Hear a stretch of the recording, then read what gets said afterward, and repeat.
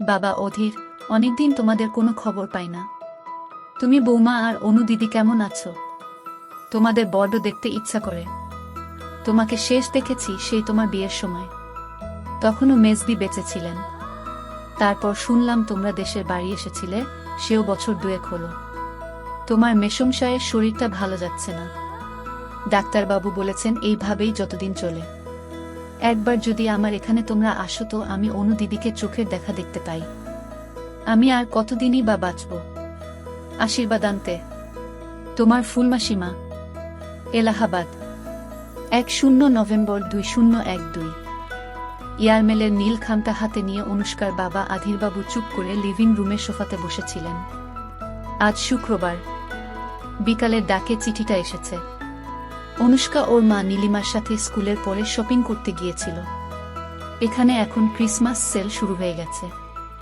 নীলিমা শাড়িটা গ্যারাজে ঢুকিয়ে শপিং এর ব্যাগগুলো বার করে অনুষ্কাকে কয়েকটা ব্যাগ দিলেন আর নিজে বাকিগুলো নিলেন। খুব ভালো ডিল পাওয়া গেছে আজ। দুজনেই সেই আলোচনাতে ব্যস্ত। এক্ষুনি জিনিসগুলো নিয়ে সিয়ে বাবাকে দেখাতে হবে। অনুষ্কার আর তর সইছে না। দুজনে গ্যারাজ লক করে কিচেনের মধ্যে দিয়ে বাড়ির ভিতরে ঢুকল।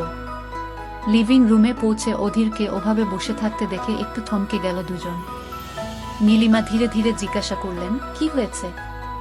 অধীর কোনো কথা না বলে চিঠিটা এগিয়ে দিল নীলিমার দিকে। নীলিমাও এক নিঃশ্বাসে চিঠিটা পড়ে চুপ করে সোফায় অধীরের পাশে বসে পড়লেন। অনুষ্কা হতভম্ব হয়ে খানিকক্ষণ চেয়ে রইল, তারপর ধীরে ধীরে বলল, Will anybody tell me what's happening?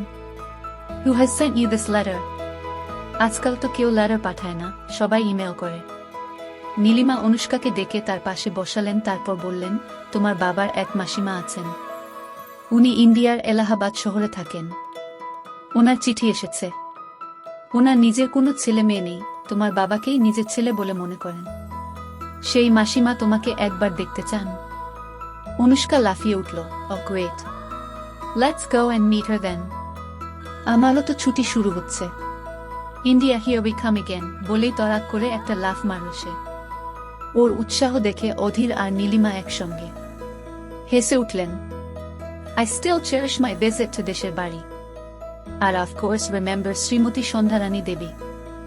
অনুষ্কার চোখটা ছলছল করে উঠল। অধীর পরিবেশটা হালকা করতে তাড়াতাড়ি বললেন, দাঁড়া দাঁড়া, এত তাড়াতাড়ি টিকিট পাওয়া, ছুটি পাওয়া, বাকি সব ব্যবস্থা করা, কি জানি সম্ভব হবে কিনা। When there is will, there is way, চেঁচিয়ে উঠল অনুষ্কা। মা বাবা একসাথে বলে উঠলেন, ঠিক আছে বাবা, ঠিক আছে বাবা, চলো না দেখি টিকিট পাওয়া যায় কিনা। অনুষ্কা আবার ফুল মুডে। অধীর নিজের ল্যাপটপ খুলে বসলেন। ডিসেম্বরের টিকিট আছে মাত্র 5টা। অধীর নিজের বসকে ফোন করলেন। টিকিট কাটার আগে ছুটির ব্যবস্থাটা করা দরকার। বসের সঙ্গে কথা শেষ করে ফোনটা রেখে মুখটা তুলেই অধীর দেখলেন দুজোড়া গোল গোল চোখ ওনার দিকে অধীর আগ্রহে তাকিয়ে আছে। উনি হেসে মাথা নেড়ে হ্যাঁ বলতেই মা মেয়ে একসাথে ইয়ে বলে চেঁচিয়ে উঠল। প্রথমে ওয়াশিংটন থেকে নিউ দিল্লি, তারপর সেখান থেকে ডোমেস্টিক ফ্লাইটে এলাহাবাদ। অধীর সব টিকিটগুলো বুক করে ল্যাপটপটা শাটডাউন করে দিলেন। আর সপ্তাহ দুয়েকের মধ্যে ইন্ডিয়া যাওয়া। এত দেরিতে ঠিক করেও যে টিকিট পেয়েছেন এটাই আশ্চর্য লাগছে। এর পরের কাজ হলো ফুলমাসিমাকে ISD করে জানানো। দেখলেন নীলিমা খাতা পেন নিয়ে লিস্ট করতে বসে গেছে। জিজ্ঞাসা করলেন, কি এত লিখছ?